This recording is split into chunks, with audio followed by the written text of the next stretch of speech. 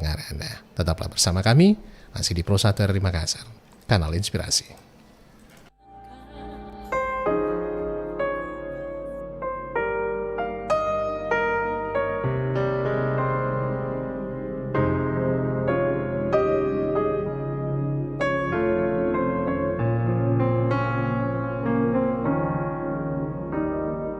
Perjalanan kita yang harus mencinta, terpisahkan jarak dan waktu, membatasi ragaku, merasakan hadirmu hanya dari hatiku.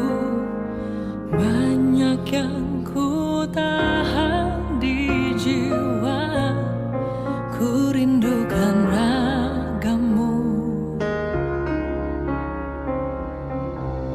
Walau ku jauh saat ini, seluruh hatiku selalu denganmu. Bila kau lelah di jalanmu, tetaplah melangkah, ku bersamamu. Merasakan hadirmu hanya dari hatiku. Banyak yang ku tahan di jiwa, ku rindukan ragamu. Walau ku jauh saat ini, seluruh hatiku selalu denganmu. Bila kau lelah di jalanmu, tetaplah melangkah,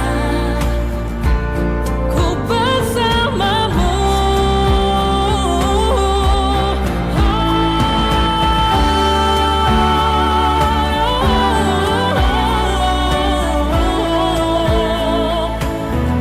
Menembus jarak dan waktu, hanya kau yang penuhi hatiku.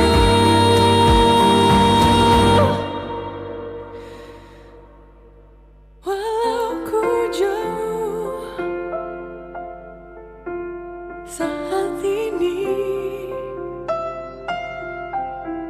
seluruh hatiku selalu denganmu.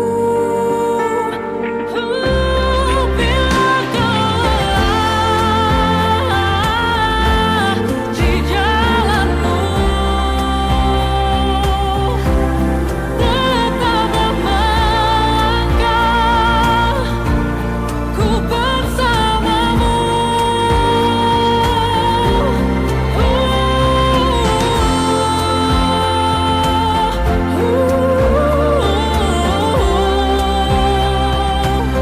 Walau kau jauh dariku, janganlah menjagaku di hatimu.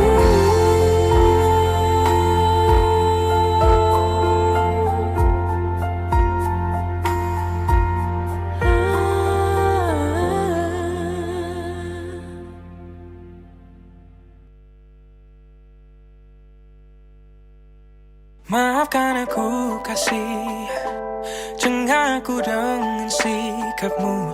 Lama bersama masih juga tak percaya aku. Tiap detik ingin tahu kabarku, seakan hariku hanya milikmu. Apakah curiga kini jadi nama tengahmu? Aku tak main-main, ini salah, jadi saja yang lain.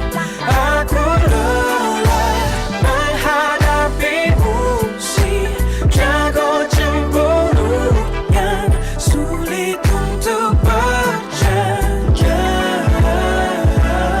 Mau ini salah, mau itu salah, diam saja bisa buat kau marah. Dekat ini salah, dekat itu salah. Tiap waktu, tiap menit, tiap detik ingin tahu kabarku, seakan hariku hanya milikmu. Apakah curiga jadi nama tengahmu?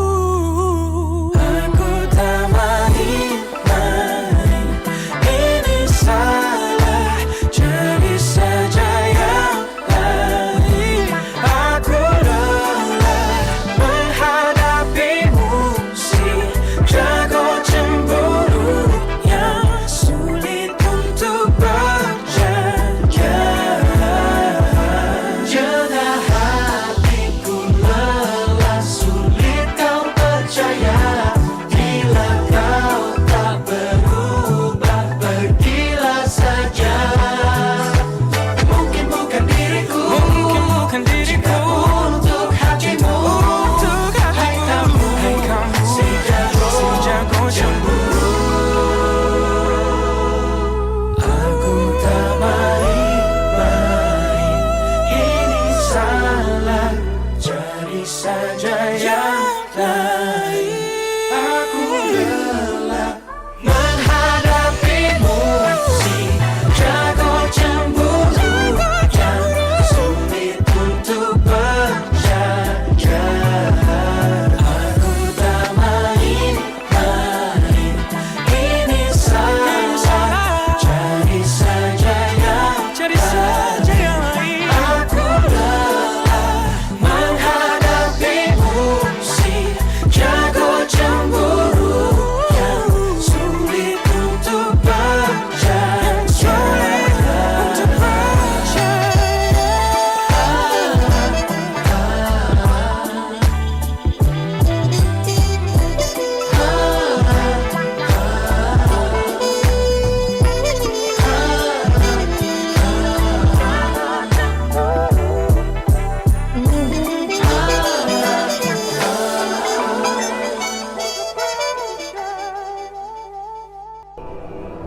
Apa jadinya jika hanya ada satu nada dalam olah vokal? Bagaimana jadinya jika hanya ada satu kunci dalam permainan gitar? Lalu, bayangkan jika hanya ada satu chord dalam permainan piano. Akan lebih indah jika ada banyak nada, bermacam kunci gitar dan chord piano yang berbeda, menghasilkan paduan harmoni yang indah. Seperti Indonesia, perbedaan yang ada membuat kita kaya jika kita hidup saling berdampingan dalam harmonisasi kehidupan. Enak ya jadi guru masa COVID gini, tinggal kasih tugas di WA terus selesai. Jadi guru itu sulit loh. Kan tinggal kasih tugas. Apa sulitnya? Coba papa sana yang nemenin Dika belajar. Sana, cepet. A few moments later. Dika itu susah sekali diajarinnya. Gitu aja nggak bisa. Emosi saya. Susah kan jadi guru? Itu baru Dika loh yang diajarin. Coba bayangin, ada berapa anak di satu kelas yang harus diajarin? Ih, ngeri mah. Masih mikir profesi guru itu gampang? Enggak mah. Enggak. Ampun. Tuh, anaknya manggil. Ajarin dulu sana. Enggak mah. Ampun. Menjadi seorang pendidik itu tidak mudah. Hormati dan hargailah seluruh guru di Indonesia.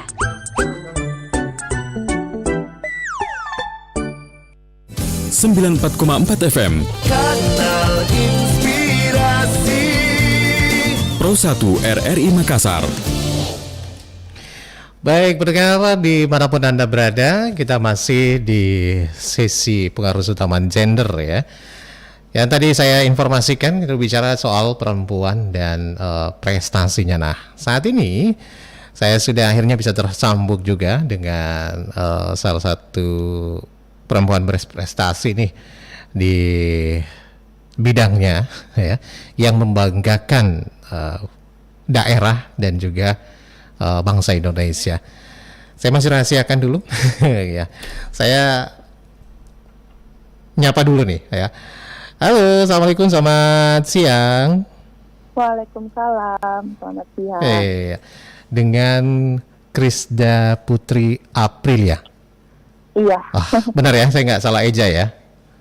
Iya benar. Benar ya. Oke, perkenalkan saya Arfan yang menyapa Anda dan juga pendengar kita di sesi pengaruh utama gender ini. Kita pengen sharing nih, Mbak saya panggilnya apa ya? Krisda ya. Oke. Bukan, nanti saya terpleset jadi Krisdayanti nanti ya. Oke, maaf mengganggu, tadi dihubungi katanya baru saja latihan begitu ya. Iya. Oke. Baik, memanfaatkan waktunya yang mepet ini karena akhir pekan juga mungkin banyak agenda untuk Krisda nih. Baik, Krisda Putri, saya melihat ini Anda baru-baru ini ya salah satu atlet Sulawesi Selatan yang meraih emas begitu ya. Setelah saya searching, saya googling, wow, begitu banyak prestasi yang sudah Anda raih ya. Dan Anda begitu bersyukur ya karena berada di podium tertinggi PON 20 Papua kemarin yang baru saja masih hangat-hangatnya nih bisa menyumbangkan medali emas untuk tanah kelahiran Sulawesi Selatan. Kalau boleh tahu Mbak Krisda, asal mana sih? Asalnya Makassar. Oh, Makassar. Oh, artinya memang membela ini ya. Artinya bukan gede di luar tapi baru masuk membela Sulawesi Selatan begitu sudah jadi atlet begitu ya. Sedari awal memang terjun dunia karate ini sejak kapan ini Mbak April? Dari kelas 3 SD itu umur 9 tahun kali ya. 9 tahun sudah Iya.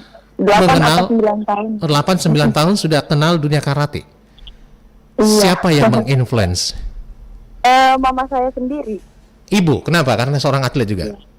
Iya, mama dulu atlet karate juga. Iya, berarti ini bibit ya. Bibit. Benar, itu karena apa ya? Bukan karena dorongan atau paksaan begitu ya? Bukan ya? Karena saya sendiri aja yang mau. Sendiri, wow. Iya. Dan prestasi pertama di tingkat apa nih? Prestasi, pertama kali turun tanding itu waktu saya sabuk hijau diturunin, tapi mainnya bukan. Usia berapa tuh? Di level apa nih? Sekolah? Kejurda, masih kejurda di Palopo. Kejurda. Palopo usia? Usia 9 tahun. 9 tahun sudah berprestasi? Ya ampun. Iya. Anak-anak usia itu belum ada yang belum ada yang kepikiran seperti itu ya. Waduh. Jadi kontinu nih. Jadi dibimbing orang tua, didorong orang tua, dan niatannya memang menjadi atlet. Ya. Iya sih. Sudah cinta jadi atlet. Nah. Sebenarnya gimana enggak? Maksudnya kita juga masih kecil kan, nggak mungkin berpikir mau jadi atlet. Enggak juga sih. Tapi karena dorongan ibu saya kan pengen banget nih, mama saya pengen banget jadi atlet nasional, pengen jadi masuk di timnas. Nah, mama tuh dulu sampai di pertandingan nasional aja, nggak sampai di internasional. Nah, akhirnya didorong sama mama, udah kamu latihan aja gini-gini, sama mama diajakin jogging, latihan karate, dilatih pagi sore. Mama maunya kamu jadi atlet. Gitu. Wow, tapi tidak bertentangan, tapi ngikutin aja. Pasrah atau patuh aja? Karena waktu masih kecil. Masih kecil. Iya, makanya kan dari level itu mungkin naik ke usia remaja. Nih biasanya kan ada perubahan gitu kan. Ngapain sih dunia atlet, pengen jadi ini deh, pengen jadi ini. Kenapa nggak berubah juga, tetap masih atlet? Karate Ya juga. karena ternyata pas saya kecil kan kayak ih seru juga ya jadi atlet, Oh. kemana-mana tuh kayak maksudnya keliling kota tuh keliling Indonesia dibayarin, terus dapat uang saku, menang juga dapat uang saku, jadi kayak ih seru banget, ya akhirnya ikut deh. Ikut. Dan untungnya keluarga, teman sekelilingnya ini mensupport ya. Iya. Gitu. Terus tentunya banyak banyak juga sih sebenarnya pasti ya di balik yang support ada bilang, ngapain sih perempuan atlet karate lagi, main karate gitu apa gimana gitu nanti. Ada nggak? Enggak sih, Nggak ada juga. Cuman Oh. dulu sih waktu awal-awal ikut latihan karate masih sabuk putih juga. Papa tuh sebenarnya pengen banget aku jadi atlet bulu tangkis karena ngikutin om gitu. Oh gitu. Jadi ada dua Iya. ada Akhirnya dua sama papa. option gitu ya. Oh. Akhirnya sama papa, udah nih papa beliin kamu raket, papa beliin kamu ini, udah. Tapi tidak Ya, tergoda. Enggak, karena kan ngeliat karate kayaknya seru. Banyak teman-teman terus kayak mukul-mukul gitu kan itu banget. Emang hobinya mukul. Ya maksudnya kan untuk wanita menjaga Iya. diri. kan. Tadinya untuk membekali diri dan sebagainya, tapi Iya. di jalur prestasi bisa juga membawa ya. Oke, digeluti sampai ini. Kemudian begitu lama dari usia 8-9 tahun sudah ada prestasi.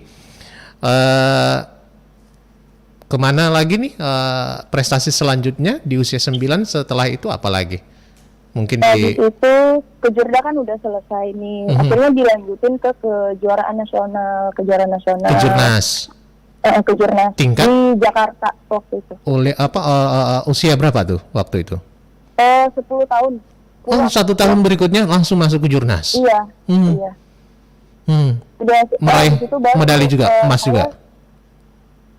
Enggak, waktu itu masih perak. Oh, masih perak. Ih, lumayan lah, masih perak. Udah 3 besar berarti ya. Nah, kemudian Iya. terpecut lagi semangatnya untuk berbuat yang lebih baik lagi. Iya. Ke level mana lagi? Waktu itu Makassar jadi tuan rumah untuk kejuaraan Mendagri. Aha. Mendagri di Makassar kan di Triple C ikut. Terus itu juga pertama kalinya aku main di umur 12 tahun gitu. Nah, pertama kalinya juga di situ aku dapat emas. Buat Wow, itu semakin melecutkan semangat lagi nih ya tentunya. Iya. Bahwa saya benar-benar pengen jadi atlet nih. Iya, karena waktu itu kan juara di Mendagri itu katanya nanti bisa masuk di pelatnas junior buat berangkat ke Cina. Cina membela Indonesia untuk ajang Kalau dulu Asia Asian Championship gitu ya. Kayak gitu kan. Nah, Udah berhasil. pelatnas, aku juara 1 nih pasti ikut. Nggak taunya nggak ikut karena kelas aku ternyata nggak di bawah, di kelas atas. Akhirnya kayak nggak bisa nih kayak gini, aku harus latihan nih. Pokoknya mau keluar negeri aku gitu. Akhirnya tercapai. Nah, latihan. Tercapai pas di Berapa tuh? Tahun berapa tuh?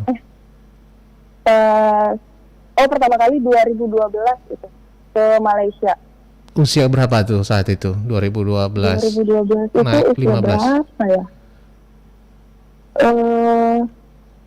Iya 14. 14. Oh, artinya nggak lama berselang itu ya. 2-3 tahun bekerja keras, akhirnya terbayar lagi. Iya, terus pertama kali main di internasional kan dapat emas di sana. Langsung emas di sana. Iya. Wow, luar biasa. Nah, setelah itu sudah melanglang buana lah namanya Kresda Putri begitu, atlet Sulawesi ini yang perlu diperhitungkan begitu ya. Nah, Iya, berjenjang. Kalau berbicara ini juga sudah ada yang kemarin SEA Games juga ya sempat ya? Iya, 2019. Emas juga. Iya, alhamdulillah. Wah, luar biasa nih. Kemarin PON juga. Kalau PON ini udah berapa kali membela Sulawesi Selatan? Tahun baru pertama kali ikut. Kenapa? Kenapa baru pertama kali di PON? Umur saya, baru. saya udah masuk sih. Oh, baru Cuman masuk. karena kemarin itu ada juga kan, kita kan di Sulsel kan disaring gitu. Dari berapa tuh?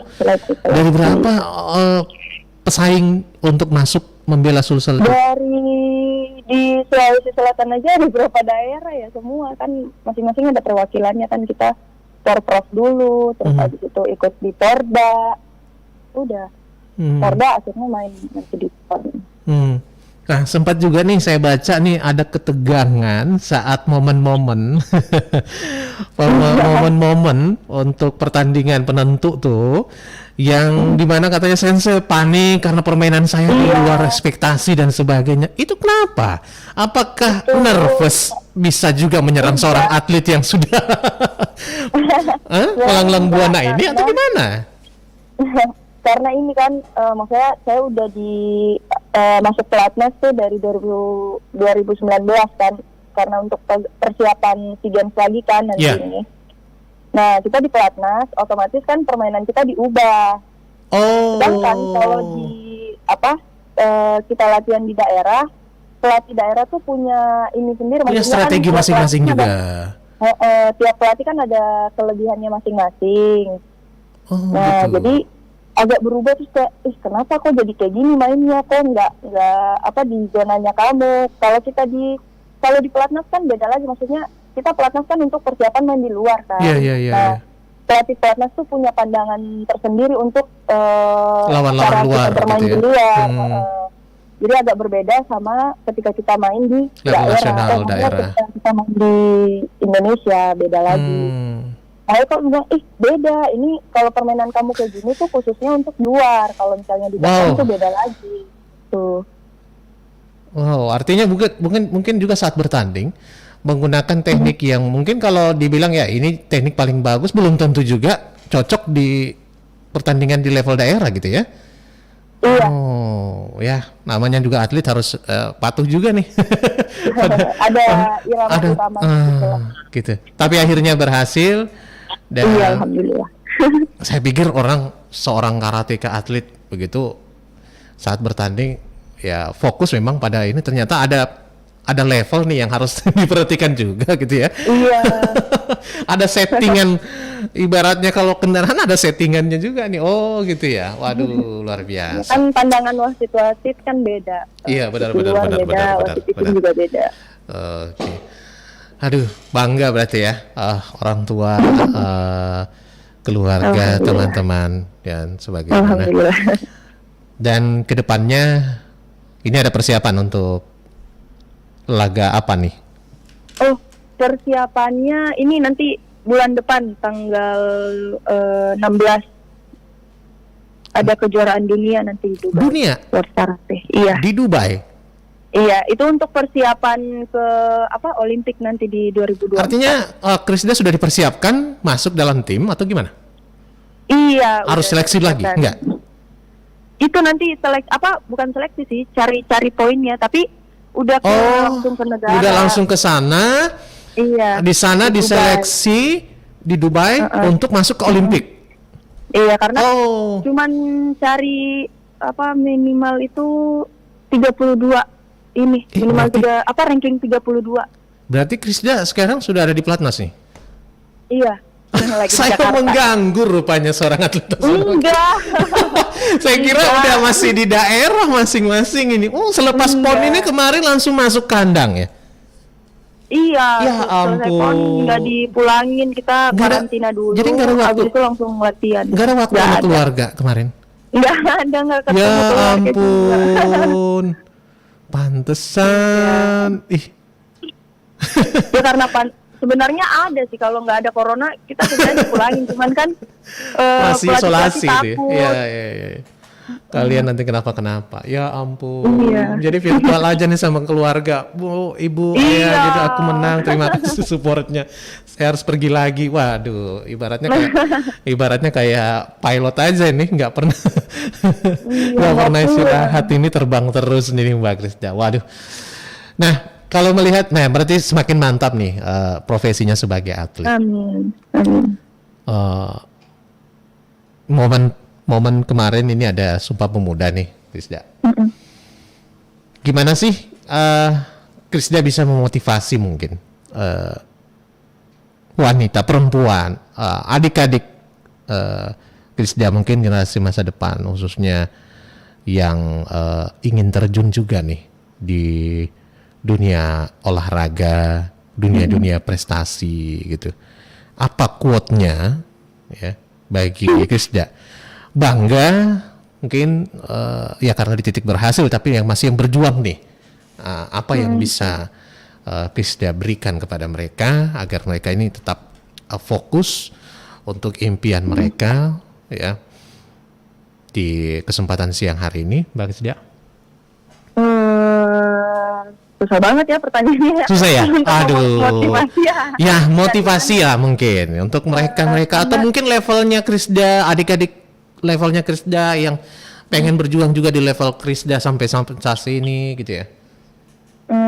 Karena kemarin Sumpah Pemuda nih ya, jadi kayak untuk kita para pemuda ya jangan gampang menyerah aja sih. Kalau aku jangan gampang menyerah, terus karena kita juga masih muda, harus benar-benar menggapai tujuan apa yang kita inginkan, terus tetap semangat dalam menjalani hidup dan latihannya, terus lakukan yang terbaik lah buat daerah dan buat Indonesia.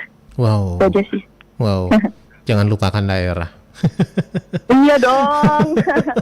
Iya, ya. Kalau boleh tahu mungkin ya visinya seorang Krisda atlet karateka nasional dunia ini ya sampai di level misalkan ya diaminkan nih ya di level Dubai lolos, di Olimpik nanti lolos lagi, juara lagi, masih ada keinginan tentunya yang masih ada masih ada pastinya. Karena tujuan saya sebenarnya nggak cuman di Olimpik doang sih. Saya juga pengen main di Asian Games. Saya kan kemarin sempat gagal juga main di Asian Games waktu 2018. Sempat gagal. Iya, karena kita pas masuk di Platnas kita diseleksi lagi. Ada senior saya juga kan kebetulan. Saya gagal di situ. Akhirnya senior saya mungkin belum waktunya. Terus akhirnya kan belum ada seleksi lagi.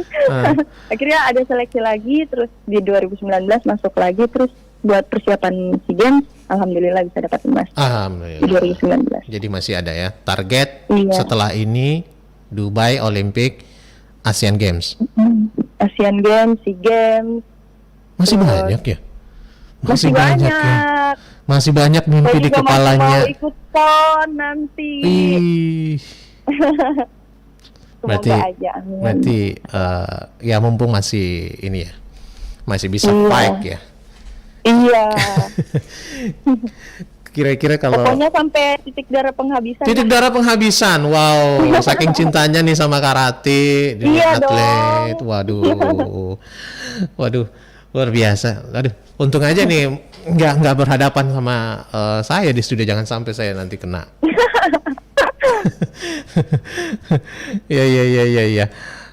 Seandainya mungkin hari ini sebenarnya atau mungkin beberapa pekan kemarin kami pengen ngumpulin beberapa perempuan-perempuan prestasi dari dunia olahraga lainnya yang berperan di PON ini, tapi berhalangan semua. Sudah ada di daerah, ada yang lagi latihan mungkin dan sebagainya. Tapi alhamdulillah Mbak Krisda bisa mewakili nih, akhirnya menyuarakan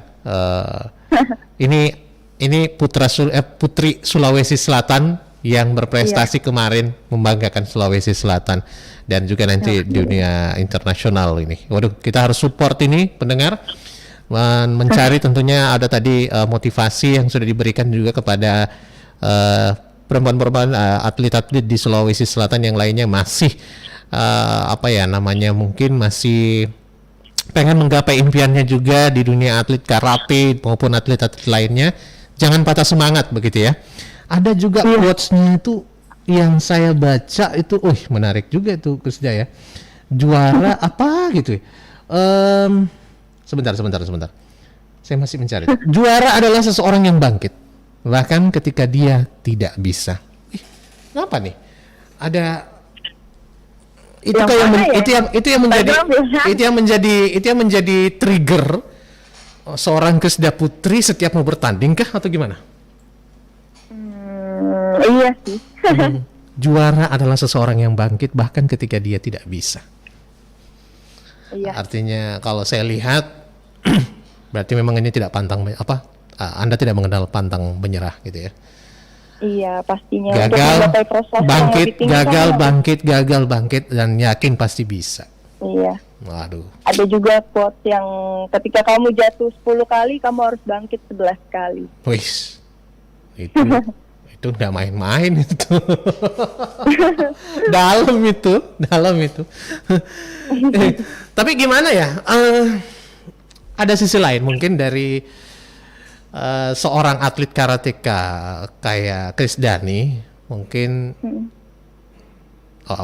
boleh dikatakan waktunya terbatas nih untuk menikmati kehidupannya mungkin di luar perempuan-perempuan normal, ya, bergaul dan sebagainya, bahkan sama keluarga pun harus jauhan. Gimana nih menjalaninya? Tetap semangat atau enjoy aja? Atau itu karena memang menjadi pilihan hidup? Ya sebenarnya udah jadi pilihan hidup sih.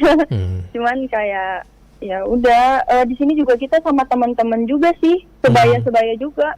Senasib, Seumur sepenanggungan. Iya, jadi nggak yang kayak sedih-sedih amat, nggak bergaul gitu. Wish. Jadinya sih ya sama keluarga aja sih jauh. Iya. Keluarga sama teman ya. Apalagi Kuliah. iya, gimana pendidikannya gimana ya kalau seorang Krisda ya? Kalau saya sih alhamdulillah banget ya, kampusnya ngedukung banget. Jadi kebetulan juga kita virtual ya kuliahnya, jadi ya. Sekarang kalau boleh tahu sekarang lagi menjalani pendidikan di mana nih? Di Setiambongaya. Setiambongaya. Sekarang semester berapa? Nah, saya banyak ngulangnya sih. Saya udah lulus tahun ini, kan saya angkatan 2017. Sebenarnya udah lulus tahun ini, cuman kan karena ada beberapa mata kuliah saya yang nggak ikutin kemarin pas pelatnas di 2019 kan, makanya baru ngulang sekarang. Kendalanya seperti itu ya? Iya. Harus rela menjadi wisudawan tertunda gitu ya? Iya. Tapi itu disupport sama kampus. Iya. Iya, alhamdulillah dipermudah sih. Iya. Nanti boleh mungkin nanti bapak-bapak pembimbingnya, dosennya bisa Iya Pak, tolong Pak. biar lebih konsentrasi. Gimana pecah konsentrasi tidak ya kalau pengen ujian akhir dan sebagainya, nanti sementara ada event penting internasional ya pasti gimana tuh ya Mbak Kris? Kalau sebenarnya nggak ganggu sih ya, karena kita udah kayak fokus, kita mau tanding nggak perlu lagi mikirin yang lain-lain. Ntar kalau udah tanding baru dipikirin. Oh ya, kalau jiwa karateka mah pasti fight gitu, apalagi kalau mata pendidikan doang gitu ya. Aduh, bisa nih pasti. Karena kalau yakinnya itu udah bisa seorang karateka kan tuntutan mandiri, dan yakin pasti bisa itu sudah terlatih lah. Semangat terus. Tapi kalau dunia pendidikan selepas dunia pendidikan, maksudnya di Setiambongaya ini, kalau menggandengkan antara dunia atletnya sama pendidikan mau diutamain sampai di mana nih? Sebenarnya pengen sih belajar terus sampai S2 mungkin ya. S3 kalau bisa, untuk masa depan saya juga. Dari karate juga kita kemarin kan alhamdulillah dapat emas di PON, terus dijanjiin PNS waktu SEA Games itu. Alhamdulillah. Nah, itu sudah ada. Sebenarnya dari SEA Games sudah dijanjiin sama gubernur kan, mau PNS, terus daftar, dan alhamdulillah dapat emas. Akhirnya udah insya Allah nanti kalau pengumuman lolos. Cuman kayak ada beberapa berita sih katanya udah masuk. Alhamdulillah. Makanya pengen S2, S3 lah kalau bisa. Artinya atletnya jalan, masa depan sudah. Iya. Oke lah, ini dimantapin, pendidikan juga diperhatiin. Top banget ini menjadi seorang atlet harus lengkap seperti itu ya. Karena memikirkan masa depan juga. Iya, Oke deh, Mbak Krisda, mudah-mudahan ajang bulan depan nih bisa capai hasil maksimal ya. Dan terima kasih, saya sebagai warga Sulawesi Selatan juga turut bangga nih prestasinya mendapatkan emas ya. Mudah-mudahan ada bibit-bibit atau adik-adiknya Mbak Krisda nanti yang turut ya menjadi pengikut jejak para seniornya nih yang kedepannya ya. Juga menjadi atlet-atlet Sulawesi Selatan. Nah ini juga menjadi support bagi Anda kaum perempuan, adik-adik dimanapun berada untuk prestasi itu yang harus dikejar ya. Prestasi jangan menyerah ya, karena juara itu adalah seorang yang bangkit bahkan ketika dia tidak bisa. Setuju saya nih Mbak Kristia. Oke, terima kasih untuk waktunya ya. Mohon maaf ini kalau Karman lagi ganggu waktu latihan rupanya tadi ya. Apalagi weekend biasanya masih tetap konsentrasi. Oke, baik. Terima kasih ya. Ya, mudah-mudahan sehat selalu dan juga prestasinya kita tunggu nih. Kita akan update terus nih informasinya soal Krisda bagaimana nanti ke depan. Oke deh. Baik, selamat berakhir pekan. Iya, sama-sama. Ya, selamat berakhir pekan. Iya, Assalamualaikum warahmatullahi wabarakatuh. Waalaikumsalam warahmatullahi wabarakatuh. Terima kasih ada Krisda Putri Aprilia tadi, seorang karateka Sulawesi Selatan kita yang sharing bersama kita di dunia pengaruh utama gender ini, perempuan dan prestasi. Sekaligus memberikan motivasi kepada perempuan-perempuan di luar sana yang saat ini mungkin tertatih begitu, jatuh bangun di dunia atlet ya, dan juga mungkin menjalani kehidupan sebagai atlet dan juga memikirkan pendidikannya juga ya. Tetap semangat pasti ada hasil dengan perjuangan yang gigih. Oke. Mudah-mudahan ini menjadi support untuk kita semua. Ikuti terus pengaruh utama gender setiap harinya dari pukul 11 sampai pukul 12 di ruang dengar Anda. Saya Arwan pamit, terima kasih, sampai jumpa. Wassalamualaikum warahmatullahi wabarakatuh. 94,4 FM Kanal Inspirasi Pro 1 RRI Makassar.